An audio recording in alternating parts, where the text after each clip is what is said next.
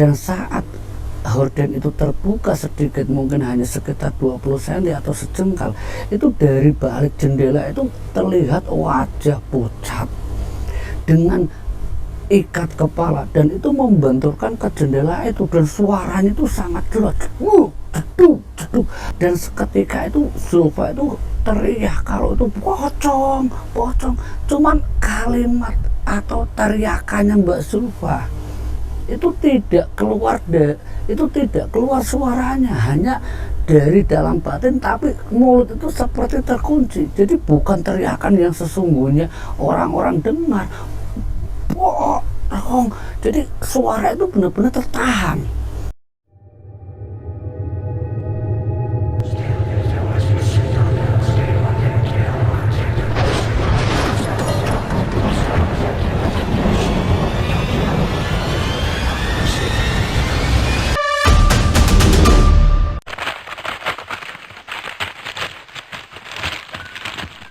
Bismillahirrahmanirrahim. Assalamualaikum warahmatullahi wabarakatuh. Alhamdulillah wa syukurillah wa ni'matillah, la haula wala quwwata illa billah.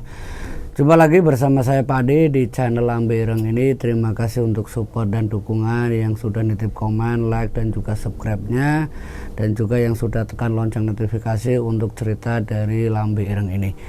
Di kesempatan kali ini saya ingin menceritakan sebuah kisah tentang pocong yang selalu menghantui dan kadang ikut tidur di samping narasumber. Nah, bagaimana kisah ceritanya? Kita langsung masuk ke dalam cerita Lambe Ireng.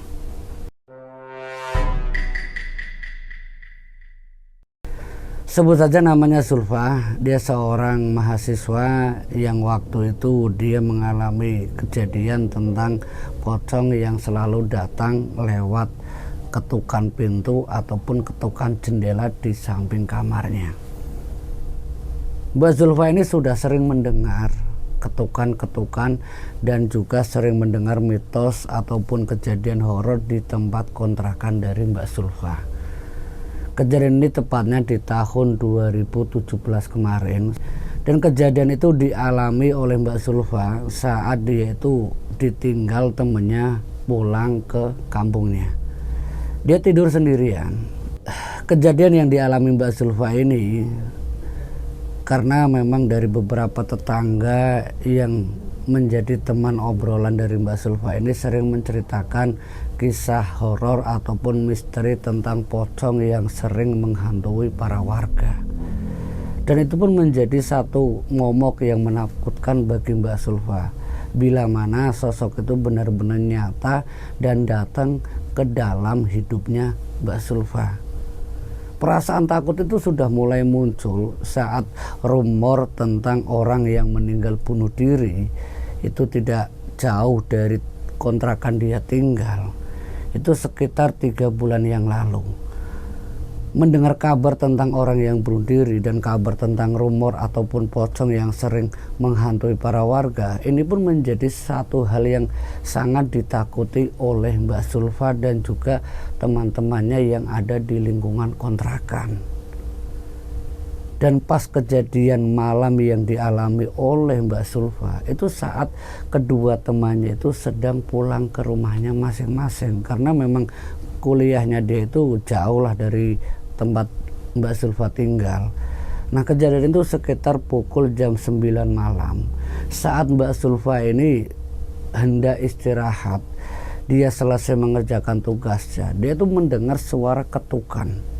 Itu pertama kali dia mendengar ketukan itu dari jendela luar kamarnya. Karena kebetulan kamar yang ditinggali, kamar kontrakan yang ditinggali oleh Mbak Zulfa itu di sebelahnya itu kebun kosong dan banyak pohon pisang yang berdiri dan banyak pohon pisang yang tumbuh di sekeliling dari kontrakannya Mbak Zulfa. Kontrakannya Mbak Zulfa itu ada sekitar 6 kamar dan menghadap ke samping jalan dan menghadap ke jalan, tapi di belakangnya ini kebun kosong.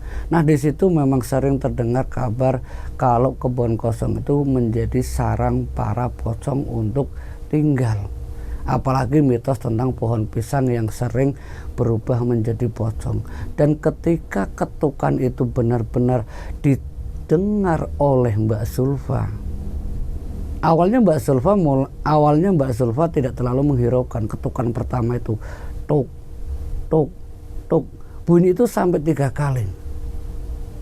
Mbak Zulfa mengira cuman mungkin apa suara cecak atau suara apa. Mbak Zulfa mencoba untuk mengalihkan perhatiannya dengan cara dia main HP. Tapi tidak berselang lama, mungkin hanya sekitar 2 menit, ketukan itu muncul lagi. Tuk, tuk, tuk. Dalam batin Mbak Zulfa, dia mulai merasakan, siapa malam-malam kayak gini ketuk. Dia mulai mendengarkan suara itu munculnya dari mana, depan pintu ataupun dari belakang jendela. Tapi suara itu saat Mbak Zulfa ini mencoba untuk fokus mendengarkan, suara itu tidak muncul. Dan Mbak Zulfa mencoba untuk istirahat karena memang sudah waktunya dia tidur dan besoknya juga harus berangkat kuliah lagi. Mbak Zulfa mencoba baringkan tubuhnya. Dia rebahan dan matikan HP. Tidak berselang lama ketukan itu muncul lagi. Tuk, tuk, tuk. Ini perasaan merinding itu mulai terasa. Perasaan merinding itu mulai dirasakan oleh Mbak Zulfa. Dari bagian lengan terus sampai ke arah bulu kuduk atau di tengkuk belakang leher. Dalam batinnya, ya Allah, ada apa ini, ada apa ini.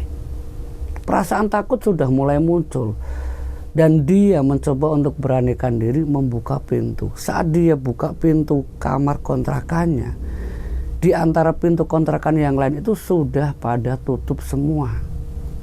Yang biasanya di samping kontrakan yang lain itu masih ada yang nongkrong di depan, ada cowok yang sedang ngerokok ataupun cewek yang kadang masih duduk bersama teman-temannya yang lain. Tapi malam itu sangat-sangat sepi. Bahkan suara teman-temannya yang biasanya ramai, kadang hampir sampai jam 12 malam itu asik ngobrol, malam itu tidak ada siapa-siapa. Apalagi pas dia di kontrakan itu, 2 temannya itu tidak ada di dalam kamar, masih pulang kampung. Dia tutup pintu lagi, dia mencoba untuk tutup selimut. Dia ketakutan dan ketakutannya ini membuat dia itu susah untuk tidur. Ya siapalah orang yang nggak takut seorang perempuan mendengar ketukan yang berkali-kali dan tidak jelas suara itu dari mana. Tak lama kemudian Zulfa ini dia itu melihat dan merasakan ada hembusan angin itu di antara horden di samping dia tidur. Horden itu seperti terhembus angin.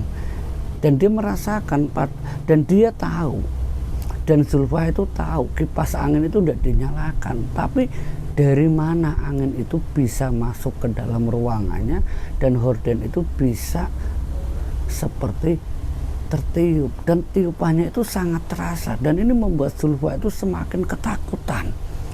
Dia mencoba untuk menutup dirinya dengan selimut. Dia berusaha untuk melihat.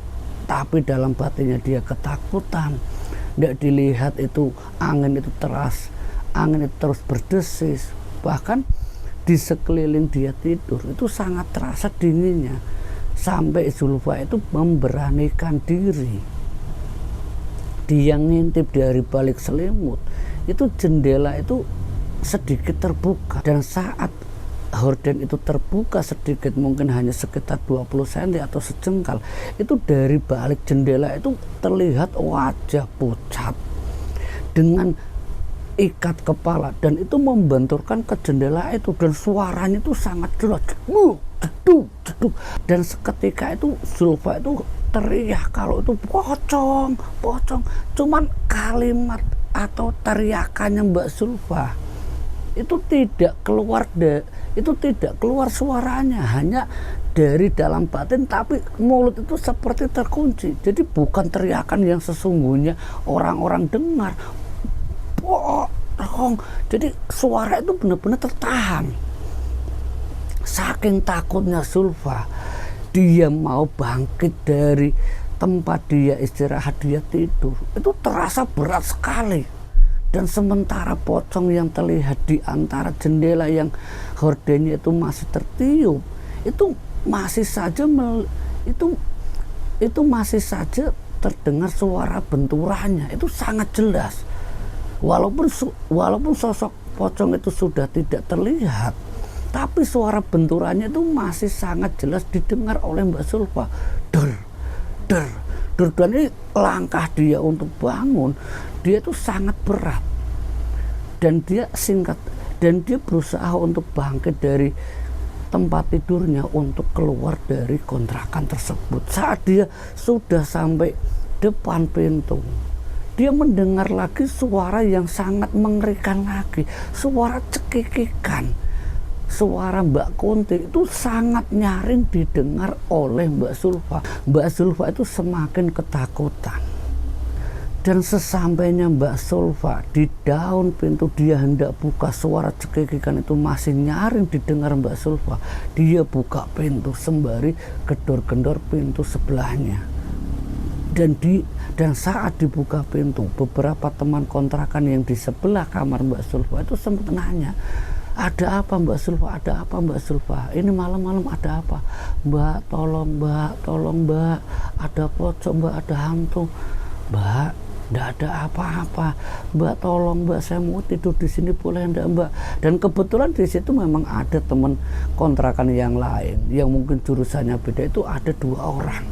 Nah, Mbak Sulfa malam itu akhirnya dia istirahat di kamar sebelah tempat dia itu ngontrak. Dan di keesokan harinya Mbak Sulfa itu menghubungi 2 temannya, sebut saja di sini namanya Nita dan Rina. Nita dan Rina itu diberitahu kalau sama Nita sama Rina ini dikasih tahu atau ditelepon sama Sulfa itu kalau dia itu baru mengalami hal yang mungkin mereka tidak percaya. Dia dihantui pocong dan mendengar suara seperti kuntilanak. Si Nita menjawab teleponnya Sulfa, mana ada, saya sudah lama Sulfa, sudah lama saya di situ, sudah hampir 1 tahun lebih. Saya tidak pernah dengar ada kuntilanak ataupun pocong yang nampak di kontrakan itu, belum ada. Dan Rina pun menjawab sesuatu yang membuat Sulfa itu merasa diacuhkan saat dia itu menceritakan dia baru saja melihat pocong dan juga mendengar kuntilanak. Karena Rina ini sama sekali tidak percaya dengan hal-hal yang seperti itu. Kamu Sulfa, kamu jangan nakut-nakutin, itu cuman hanya ada di televisi, tidak mungkin hal kayak gitu itu muncul. Ya sudahlah, kalau kalian tidak percaya, cepat saya minta kalian itu balik lagi ke sini. Dan hari itu juga sore harinya Nita sama Rina itu datang ke kontrakan. Mereka bertiga hanya kumpul lagi di kontrakan.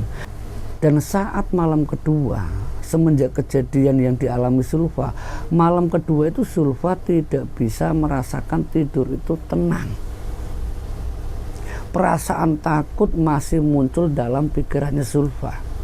Dia masih membayangkan bagaimana sosok wajah pucat yang terbungkus kain kafan yang terikat bagian kepala dan dia itu membenturkan di jendela.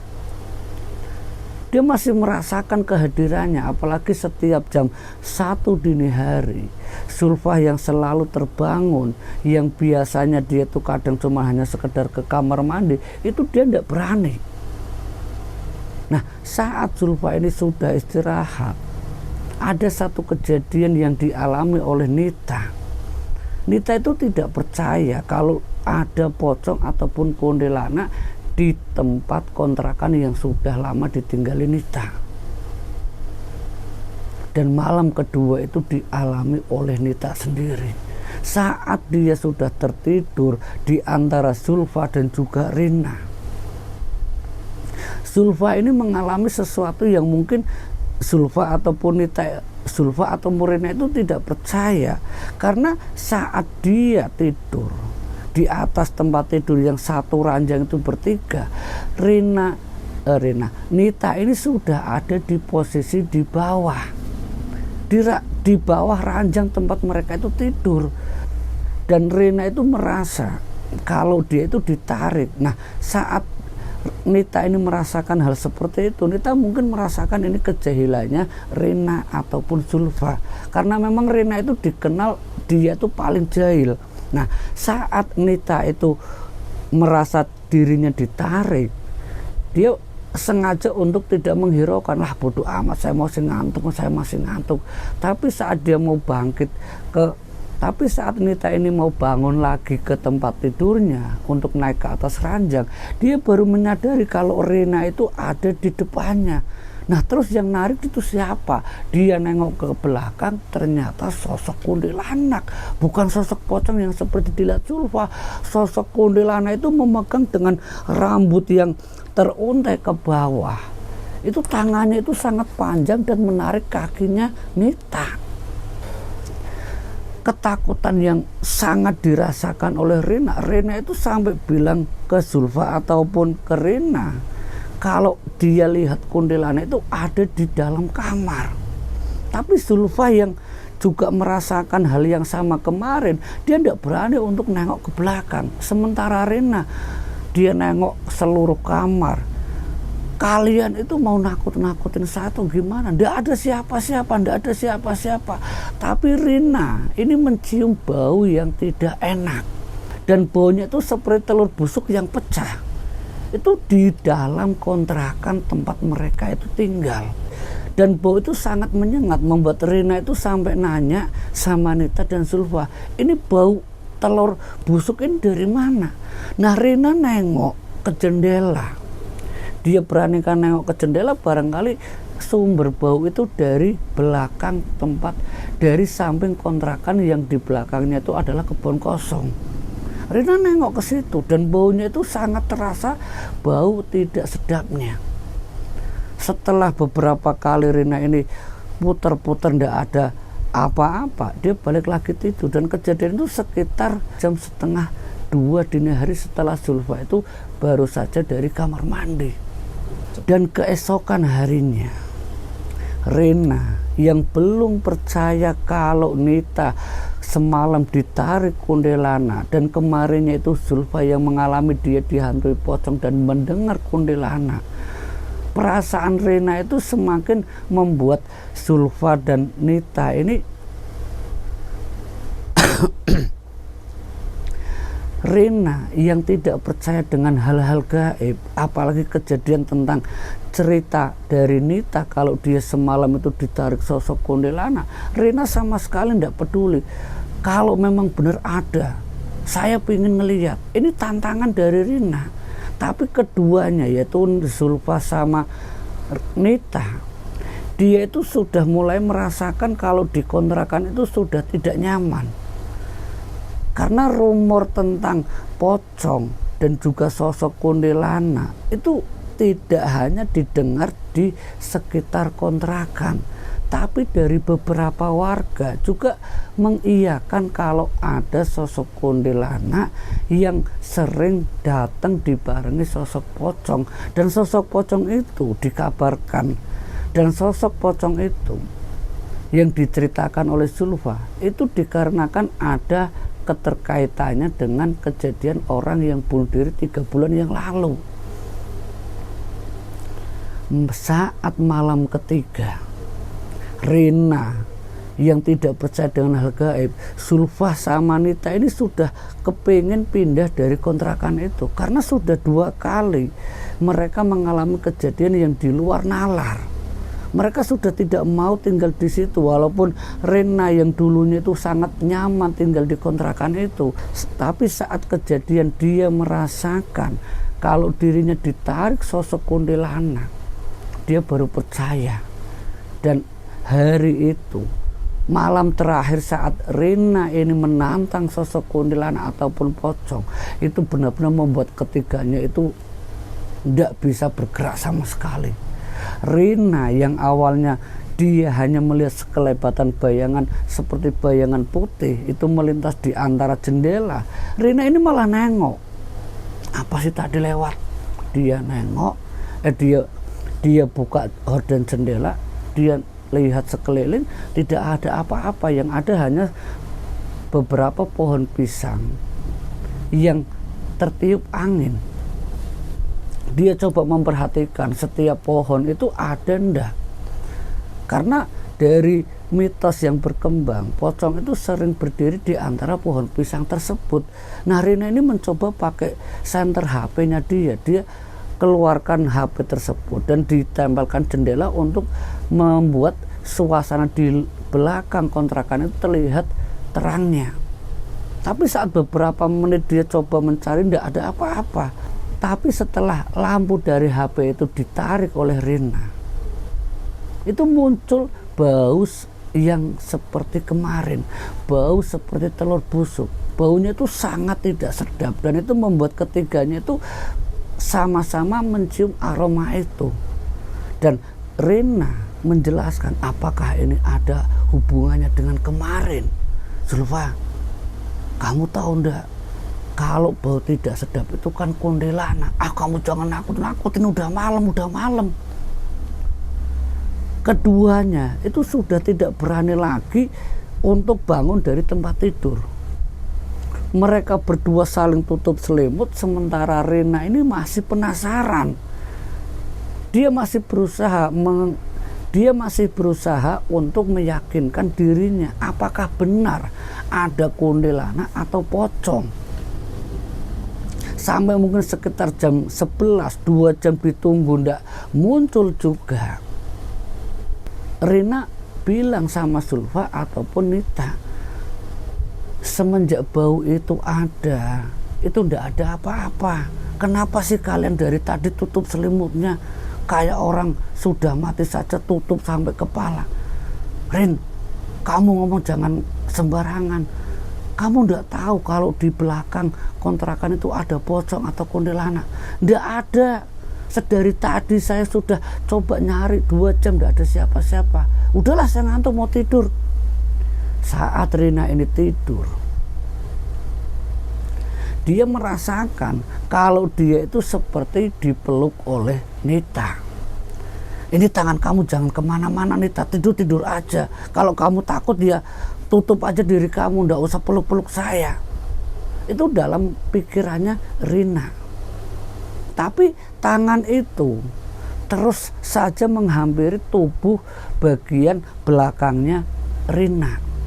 Dan saat Rina beberapa kali menarik tangan tersebut, dia merasakan tangan itu bukan seperti tangan Nita ataupun tangan Zulfa.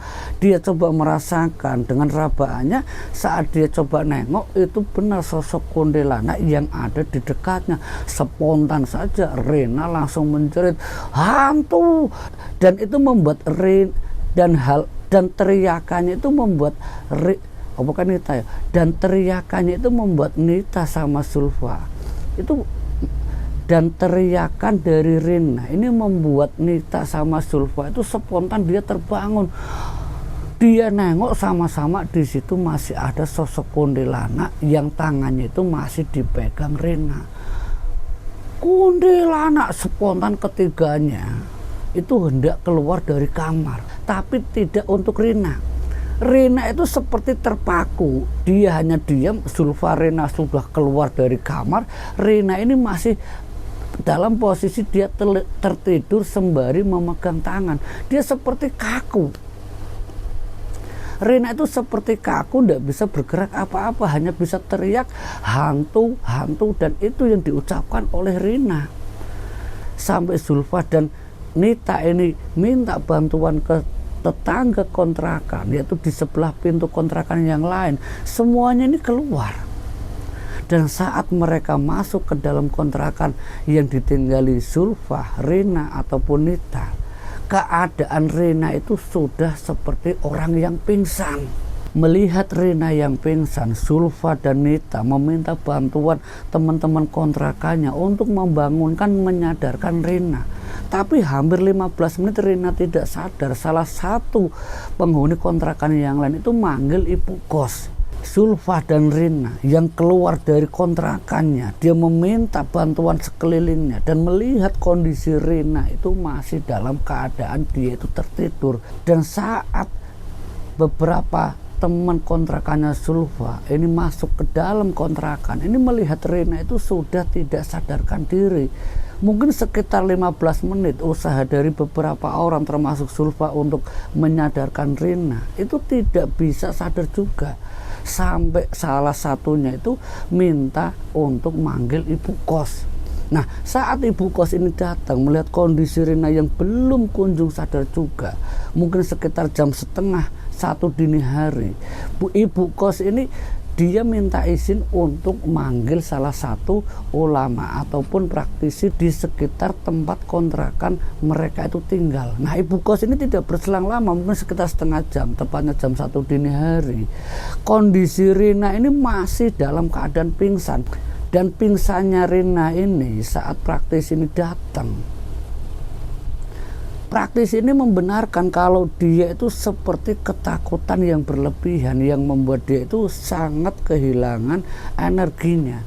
Nah, setelah praktisi ini mendoakan atau membuat Rina ini sampai akhirnya tersadar, Rina itu baru cerita kalau apa yang dia alami saat kuntilanak itu memegang dan berusaha mencengkram Rina. Rina tidak sadarkan diri dan dia merasa saat dia hilang akal, saat dia dan Rina saat kondisinya dia tidak sadar diri, dia merasa kalau tubuhnya itu seperti dibawa ke alam lain. Ini yang dirasakan oleh Rina saat dia sudah sadar. Dia cerita ke Zulfa dan beberapa orang yang malam dini hari itu ada di dalam kontrakan. Saat dia di alam lain itu dia merasakan kalau dia itu benar-benar merasa ketakutan sehingga dia itu mungkin hampir 1 jam itu tidak sadar diri. Ini yang dirasakan oleh Rina. Nah, semenjak kejadian itu Rina, Nita ataupun Zulfa itu dia meminta izin sama ibu kos untuk nyari tempat yang lain. Intinya mereka itu pindah. Tapi setelah beberapa minggu Zulfa, Nita dan Rina ini pindah di kontrakan yang lain, Zulfa ataupun Rina ini mendengar kabar kalau di kontrakan yang dulu dia tempati sempat diganggu pocong ataupun kuntilanak itu juga dialami para penunggu atau orang yang ngekos di kontrakan tersebut. Dan rumor tentang kontrakan angker itu pun akhirnya benar-benar dialami oleh beberapa orang yang tinggal di kontrakan tempat di mana Zulfa itu mengalami kejadian horor.